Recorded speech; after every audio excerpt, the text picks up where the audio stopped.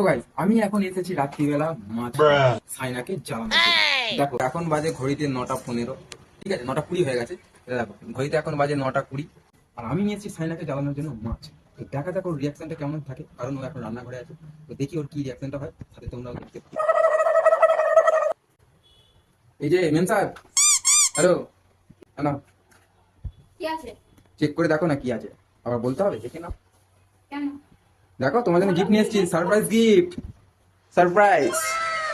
দেখো দেখো খুলে দেখো, কেমন লাগলো? তুমি আবার মাছ নিয়ে এসছো? তুমি বলেছিলে রাতের বেলা মাছ নিয়ে আসবে না? রাত্রিবেলা মাছ নিয়ে আসতে সমস্যা কি? কি সমস্যা? দেখো পরিষ্কার করবে, আমি পারবো না করে। আমি বলতে নেই, দেখো তোমার একটু পেছনে না লাগলে আমার হয় না, বুঝতে পেরেছো তো? ওই কারণে একটুখানি ওটা পেছনে লাগাটা দরকার, বুঝতে পেরেছো? তো গাইস দেখো, এনে যখন ফেলেছি ওকে রান্না তো করতেই হবে। এই কি বলছো, রান্না করবে কি করবে না? এনে যখন ফেলিয়েছো রান্না তো করতে হবে। হ্যাঁ, তো এনে যখন ফেলেছি ওকে যখন রান্না করতেই হবে বাধ্য হয়ে, তেমন তোমরা যখন ভিডিওটা